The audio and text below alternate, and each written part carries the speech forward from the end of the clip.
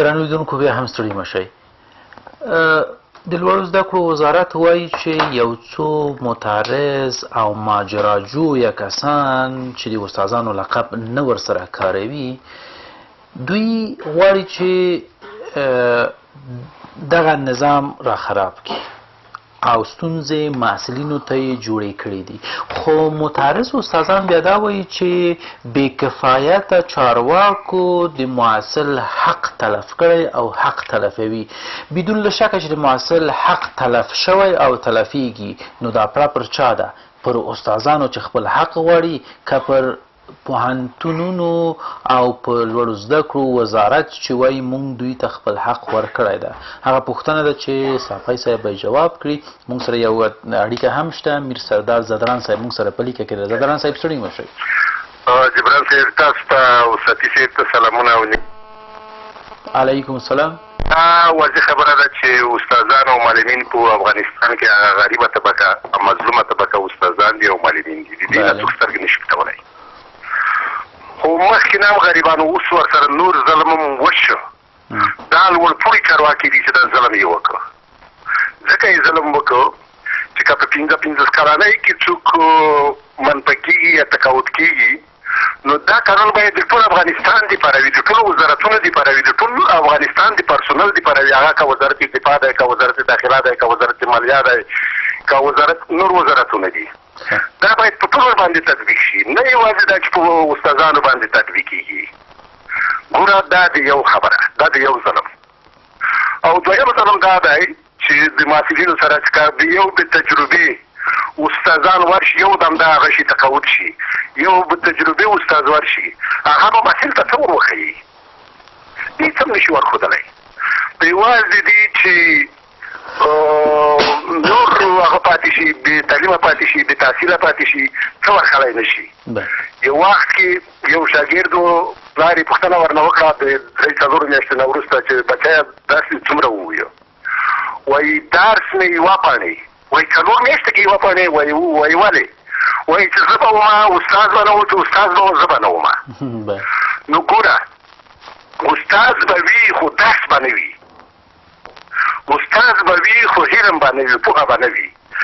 یو دم یې باید داسې نه وای کړي چې دا ټول استادان یو دم دومره استادان تقاعد شي، دومره استادان د پوهنتون نه لرې شي. داسې شټې په شټې په دا شوي وای.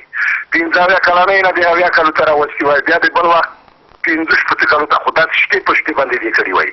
دا اوس هم د محصل سره ظلم دی، هم د استادانو سره ظلم دی. دا لوړپوړي چارواکو کړی دی، دا وزارت کړی دی، دا ریاست جمهوري کړی دی. باید له دې نه دوی لاس په سار شي، بیرته په خپل فرمان کې تجدید نظر وکړي. اول دا فرمان غیر قانوني و، غیر قانوني فرمان صادر شوی دی ځکه چې فرمانونه صادرېدی شي خو په استرادي حالاتو کې. په پوهنتونونو کې څه استرادي حالات وو؟ په لوړو زده کړو کې استرادي حالات له کومه شي؟ دقیقاً جبران صاحب ښاغلي استاد هم ورته اشاره وکړه د تخنیکي فرمانونو په اړه. د ملکو خوبادو کې راځي. دا ټول چې کړنې چې شوي دي دا غیر قانوني دي. یوازې غواړي چې د خپلو کسانو دپاره دا ځایونه خوشي کړي، خپل د زړه کسان ورولېږي، هلته یې استادان کړي، په راتلونکي کې د هغوی نه ګټه واخلي، په هغوی نه سوء استفاده وکړي. مننه، ډېره زیاته مننه کوم. زدران صاحب په ټولو باید پلی شي، لکه څنګه چې تاسو ورته اشاره وکړه که په استادانو دغه د تقاعد مسله پلی کېږي نو په ټولو مامورینو وزارتونو دې هم پلی شي. دا چې بې تجربې استادان راځي، په دې باندې مونږ استادانو او ټولو لکه تاسو غوندې اندېښنې ښکاره کړي دي چې داسې شته داسې کړی چې غواړي قصداً دا کار وکړي او هغه ډیپلومونه چې له پاکستان څخه راغلي دي، هغه ډیپلومونه چې د ماسترۍ او د دکتورا له ایران او خصوصاً له دغه دوو هېوادونو څخه یې په ډېرې اسانۍ سره ترلاسه کړي. هغوی غواړي چې یو ډول دلته استادان شي او نو پوهنتونونه به له یو ډول بحران سره مخ شي. بدون له شکه په دې برخه کې اندېښنه شته. د لوړو زده کړو وزارت لکه څنګه چې استاد هم ښایي هغه خپرونې په یاد اوسي، د لوړو زده کړو وزارت ویان ویلي چې وزارت له استادانو سره هیڅ ډول ستونزه نه لري. په ځینو مواردو کې سوء تفاهمات راغلي دي. دغه قانون چې تغییر شوی دی دا له وزارت نه چې کله تللی ده ریاست جمهورۍ ته، هلته چې هر چا پکې لاسوهنه کړې ده کله چې راغلی ده، دوی پکې دغه ستونزې را پیدا کړي دي. خو دوی په دې لټه کې دي چې دغه ستونزه حل کړي. اصلي پوښتنه دا راولاړېږي چې دا کړۍ څوک د چې د پوهنتونونو محصلینو استادانو ترمنځ یا د لوړو زده کړو وزارت او د پوهنتونونو ترمنځ ستونزې راولاړوي او د دې تر شا څه هدف لري؟ ښاغلی استاد به هم واضح کړي. مهرباني ورسره یو څو خبرې لنډې وکړم. مهرباني. زمونږ پوهنتون استادان نه دي خراب کړي، دا ټول هم د امیرونو خراب کړي دي. وزارت ښیي تاسو؟ وزارت، ریاست جمهوری، پارلمان. پارلمان رئیس خپل نفر پکې مقرر کړی. ښاغلی استاد، آیا زمینه استادان ورته برابره نه کړه؟ زمینه اکاډمیک چاپیریال ورته برابر نه کړه؟ وګورئ، د اکاډمیکو چارو مسؤلیت باید اکاډمیک ادارې باید واخلي، نه پارلمان ته دغه مسله باید راشي او نه هم زمونږ مشکل، زمونږ خو اعتراض په همدې خبره دی. ګوره،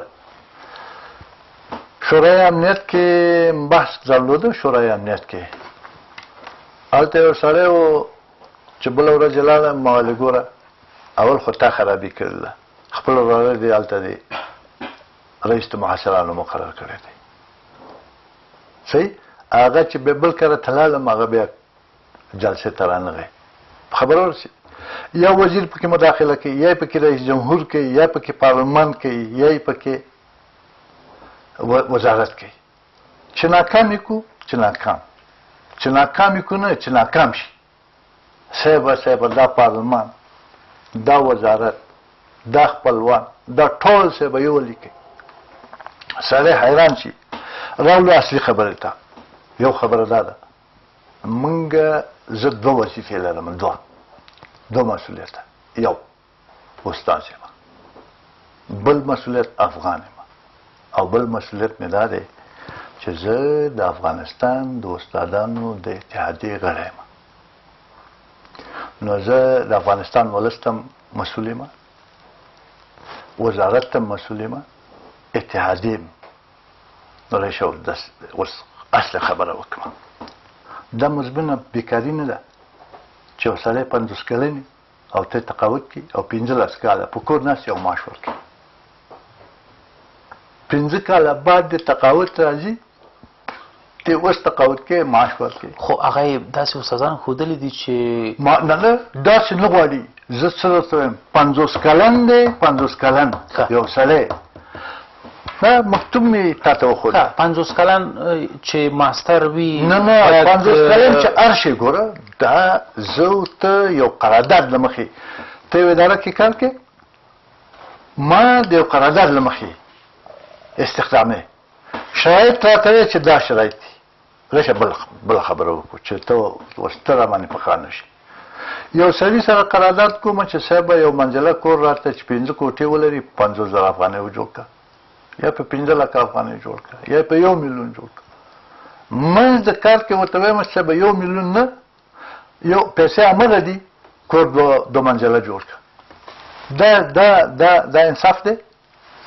یعنې د تقاعد څومره دغه نوي خبره کومه 15 شپېته که شپېته؟ ما ویل صاحب فرمان کې 15 شپېته، اول دا فرمان د قانون مخالف دی. ښه، نو 50 کلن استاد څنګه باید؟ ما ویل دا 50 کلن. ګوره، زه خو د افغانستان د ولس برخه یم. وایي هغه 12 چې په عمر 50 ته رسېدلی او 15 کاله بعد تقاعد کوي، تاسو یې لیست راولېږئ چې زه د 15 کالو معاش ورکوم. ګوره، د چې یو ځای کې شریک 12 پاس استاد په پوهنتون نه، څنګه استاد مامور یا نظام، یا مونږ د دې دغه نه یي، ټارګېټ نه یي. خبره ورسې اصلاح هدف نه دی، تقاعد هدف دی.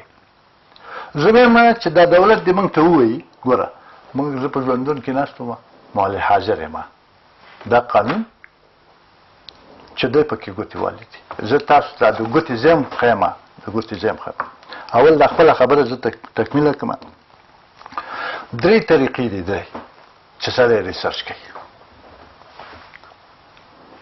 3 طریقې دي سړی ریسرچ کوي. یو طریقه دا ده چې لابراتوار کې کوي، بله طریقه دا ده چې ته کتابخانه کې کوي، بله طریقه دا ده چې ته په ساحه کې کوي. تاسو مهرباني وکړئ، راځه دا د کابل نیوز د یو ځواني وکړي که نه، او دا دولت دی تاسو ته اجازه درکړي راځئ یو سروې وکړو په دې پوهنتون کې که نه زه حاضر یم چې تاسو سره لابراتوار په لابراتوار ډپارټمنټ په ډپارټمنټ په هغه پوهنتون کې چې دا نور ټول پوهنتونونه موږ چلوو یعنې نشته زمینه د تحقیق نشته ما ویلې صاحب به 1 روپۍ دی د تحقیق لپاره نه ورکړی سږ کال یې یوازې ګوره زه به بیا دا داسې بحث غواړي چې ته استاد زه فکر کوم تاسو عاشیت یې یعنې د تحقیق مسله په دې برخه کې نه ده ستاسو اعتراف دا ده چې تاسو دغه فرمان صادر شوی دی دا فرمان د بالکل قبول ویل نه ده تاسو اعتراض کړی دی چې تاسو محصلین امتحان ته نه پرېږدئ آیا لویه جفا له محصل سره نه ده ما څه درته ویل یو کال خو مې تکرار کړو بیا درسره تکراروم دا قانون دی د دې قانون 40 ماده اسستان دی په ټول افغانستان کې ته کاغذ راواخله چې زه درته ویم دا د وزارت تحصیلات عالی PDF فایل دی PDF که دا غلطي دوی خلکو له ولې غلط معلومات ورکوي او که دا صحیح PDF کې خو تاسو پوهېږئ چې څوک ګوتې نشي وهلی 5291 استادان دي څه شو په ټول هېواد کې 1394 کال د دې د جملې نه د دې 280 پوهندوی پوهنوال او پوهاندي دا نور اسستانان دي او اسستانانو وظیفه به زه درته وښیم اسستانانو وظیفه 40 ماده ورسېمه تاسو به دا ماده را پیدا کړئ یوه اړیکه لرو دا به هم واورو به موږ سره په لیکه کې د مهرباني ګرانه ستړي مه شئ جناب جبران صاحب سلام سهار مو په خیر تاسو ته سلام او استاد د درانه مهمت سلام علیکم السلام تاسو بیا ستړي مه شئ مهرباني خدای مو صحت لره ځکه دغه خبرې په مقدمه دغه شی وایي مې وایي چا فقط کوم چا وایي قاضي سره دعوا وه نو قاضي سره څوک دعوا کوي صاحب صاحب خو هوښیار سړی ده دوی اوس قاضي سره دعوا ده چې قاضي هغه هم فیصله کوي ما خو یو عرض دا ده چې د استادانو مې خواهش ده چې دا د ځوانانو دا څوک چې پوهنتون ته امتحان دپاره دي د دوی مخه ونه نیسي او دوی سره کومک وکړي دا به ښه خبره وي بله خبره دا ده چې دغه اوسنی شرایط همداسې ده چې باید همدغسې خلک نه وي زه به یو مثال درکړم په وزارت داخله کې داسې کدونه موږ لرو په احتیاط کې د معاش ورکوي نو چې کار یو سړی چا نه اخلي او معاش ورکوي نو دا به دوی ته څه رقم ټولنه څه رقم جامعه وایي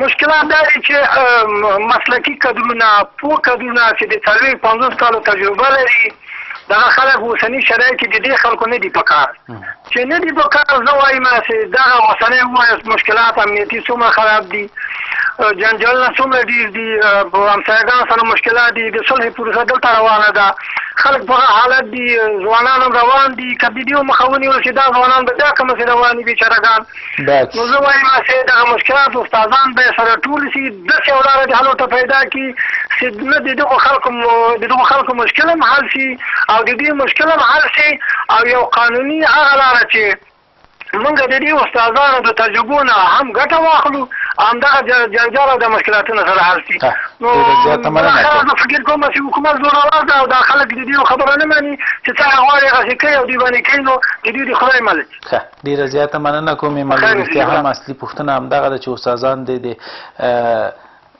له محصلینو سره د مرستې په برخه کې کار وکړي نه دا چې د دوی حق د تلف شي خدای ناخواسته د استادانو له لوري نو بیا به دغه باور چې د استاد پر کلمې ده دا به زیانمن شي او خپل هغه قانوني کار هغه قانوني غوښتنې به د قانوني مراجعو تر څنګ باندې پر مخ وړي تر څو رښتیا هم چې یو ښه جواب پیدا شي استاد مهرباني ماده به که تاسو راته ووایي او د استاد د عمل په څرګندونو که تاسو هم څرګندونې لرئ سبا اوله خبره ګوره دعوا په پارلمان کې د استادانو د قانون هلته چې تصویب شي یا رد شي صحیح شو 2 میاشتې کېږي چې دعوا ده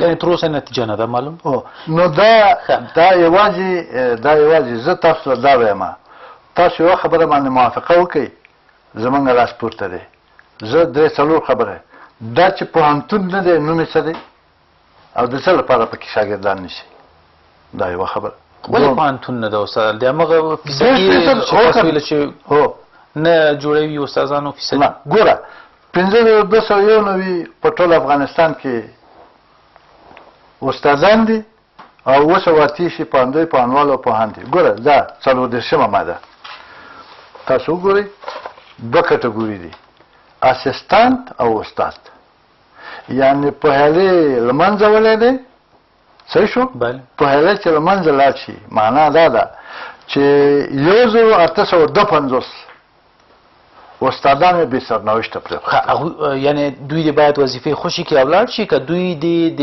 ماسترۍ د لوړو زده کړو د تحصیل لپاره که دوی ته زمینه برابره شي دوی کولی شي دا خو ځان نه دا خبره کشکې ځان نه هم دا خبره وایي ګوره 5291 نه 3328 لیسانس دي څو دي 3328 دا لیسانسه چې ماستري وانخلي دا ترفیع نشي کولی استاد آیا داسې په قانون کې راغلی دي چې دغه لیسانسه د دغه فرمان په سارېدو سره ذاتي پوهنتون ته نشي تللی که دا د ماقبل مسله ده د قانون کله چې قانون صادر شو نو بیا دغو کسانو په جمع کې نه راځي دي نوو کسانو لپاره که به دا قانون اوسي چې لیسانس دی باید ونه نیول ګوره صاحبه زما په فکر دا یوه خبره چې دا زموږ ولس پې چندان سر پې نه خلاصېږي هغه هم دا خبره ده ګوره صاحبه دا قانون چې موږ جوړ کړی دی چې موږ پې ملامت یي ماده 77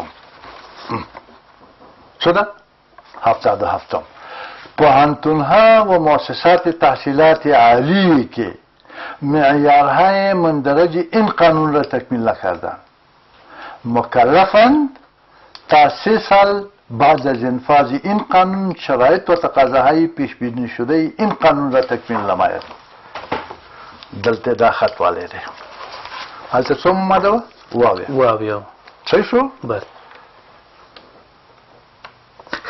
بیا به هم دا ماده تاسو پیدا کړئ یوه اړیکه لرو نجیبه خور موږ سره په لیکه کې ده دا ماده به بیا چې تغییر شوې ده دا به هم تاسو ولولئ مهرباني همشري محترم بله السلام علیکم و رحمت الله و برکاته علیکم السلام خوش آمدید مهربانی سلام برسد به استاد محترم و به همکاران تکنیکیتان موفق صحتمند باشین تشکر مهربانی و درباره تفاوت 15 سالگی های استادان است بالکل غلط است این کار سروردانش است از ایران تحصیل کردگی ها را داخل پوهنتون بکنه زبانهای دانش و دانش آموز و ایرانی مردم را تشویق کنه یک و دیگه شاگردها را باید همگیشان شامل پوهنتون کانکورشان شود استادها چیز نشود استادها باید تفاوت نشود اشرف غنی را درش باید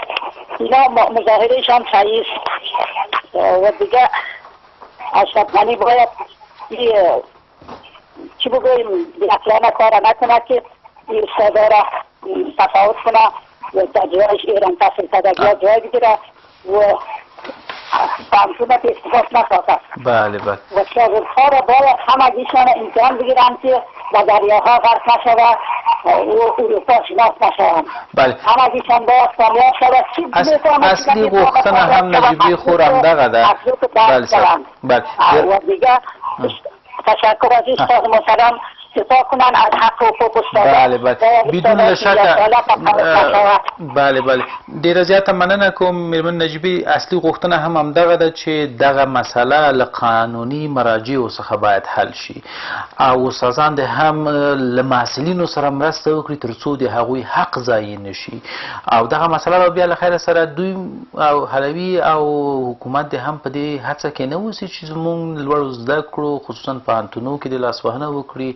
څنګه چې تاسو ورته اشاره وکړه چې شته داسې یو شمېر کړی چې غواړي پوهنتونونه هم بې ثباته کړي دغه ماده کې چې تغییر راغلی ده هغه کې څه تغییرات راغلي ګوره صاحبه یو خو مې درته وویل 77 بله چې په درېیو کالو په لار کې دې باندې بالکل خط والی دی ښه صحیح شو ګوره دلته څو 88 مادې دي دلته صاحبه دا مادې دوه دي یعنې یوه ماده له منځه دا تللې ده. اووه مادې ښه 5 مادې له منځه تللي ښه ګوره بله خبره چې له منځه تلله ماده 78 ښه د دغه مادې په ځای چې ماده له منځه تللې ده بیا بله ماده نه ده راوستې زه ګوره زه تاسو ته دا زما استدلال تاسو سره دا دی 3328 لیسانسه دي بله وایي چې پوهیالی نشته لیسانسه نه استخدامومه صحیح شو صحیح نو دا چې استخدام نه کړي شاته بله دا ماده نشته هغه څوک چې اوس یا پخوا پوهانیار پوهنمل پوهندوی پوهنوال وو د دوی سرنوشت څه کېږي نو بناءً د دوی سرنوشت دا دی چې دا به ماسټري اخلي بله ماده ده که عمر یې 40 کاله هغه به تحصیل حق نه لري بله ماده ده که څه به 6 کاله ترفیع ونه کړه منفقومه دی دا زموږ وزیر صاحب یعنې تاسو دا باید دې ته دا لیسانسه ده او پوهنواله ده یعنې د اشرف غني موږ ته ولې داسې وزیره مقرر کړی چې دا خپله ځان فکر ډېره زیاته مننه کوم تر بیا هم په لوی او بخښونکي څښتن تعالی سپارم ښه ده او سوکاله اوسئ